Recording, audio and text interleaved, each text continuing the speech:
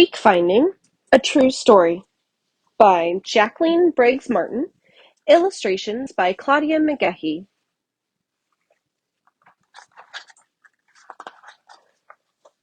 The Creekfinding Machine. An excavator is a machine that chomps dirt. Excavators dig holes for basements, trenches for water pipes, paths for roads. Sometimes, excavators help find lost creeks. How do they do that? How does a creek get lost? Especially a creek that started long ago, with a spring that burbled out of the ground and tumbled itself across the prairie valley. The creek wasn't just water. Insects whirled in and around the creek. Brook trout grew fat in the creek, lunching on insects, and frogs chirruped by the creek, ready for their buggy share. Birds watched at the stream side, hungry for bugs, fish, or frogs. Well, the creek did not lose itself.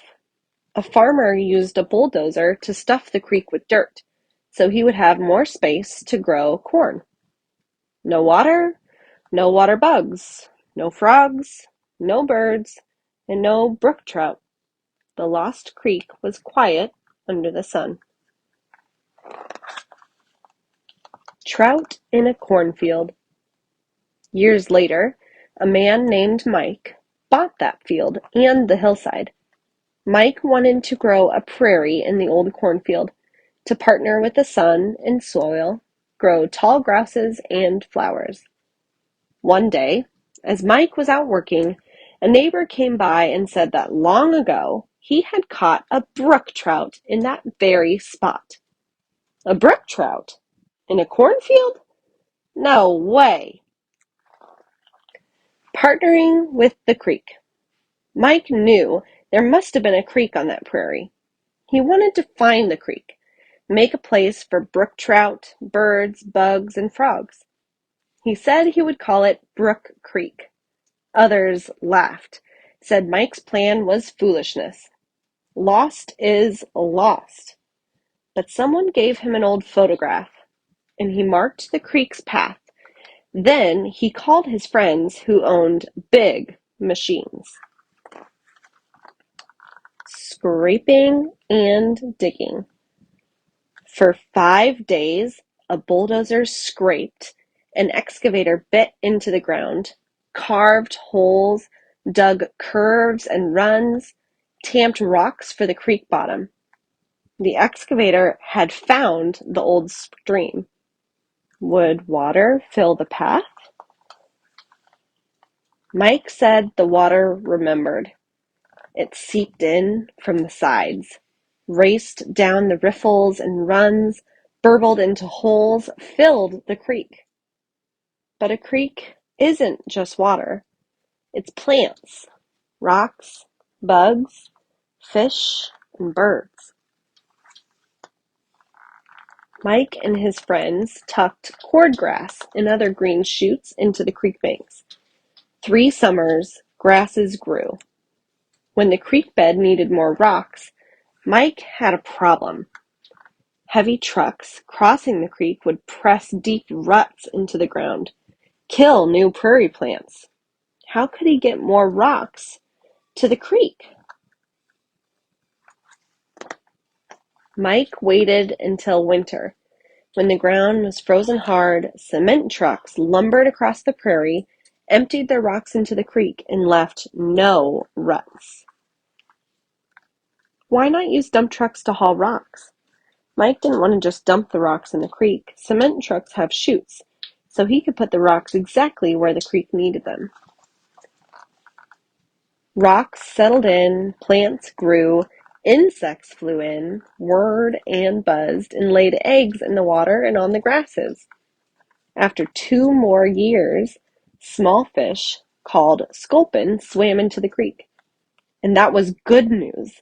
Sculpins survive only in clean, clear water, the same kind of water that brook trout need. Where did the sculpin come from? Sculpins survived in the small space at the head of the spring. They swam into Brook Creek from the spring. Time for trout. A pickup truck carried the tub that held the trout. Mike and his friends laughed in the morning air, lugged and dumped buckets of finger-sized fish. Perhaps Brook Creek laughed too, tickled by trout. Water was right, food was right. Trout snapped up bugs and grew for 2 summers. In the second fall, the rocks proved perfect places for fish to lay eggs. Brook trout change color during egg-laying season, becoming bright red and orange. The female trout uses tail fins to scoop out a bowl, red in the gravelly creek bottom. She releases 15 to 60 pea-size eggs. The male trout swims past and fertilizes the eggs. The female uses her fins to cover the eggs with gravel and swims on to make another red. Winter came. Would the eggs survive? Snowstorm, ice storm, cold wind? Fish squiggles. Then, one late winter morning, fish squiggles, no longer than a thumbnail. Squiggles grew into fat trout, who laid eggs in turn to hatch more generations of trout at home in Brook Creek. Maybe a chuckle, maybe a thanks. If you went to the creek with Mike, you'd see the water. But a creek isn't just water. You'd see brook trout and sculpin. You'd hear the outdoor orchestra, herons, snipe, bluebirds, yellowthroat warblers.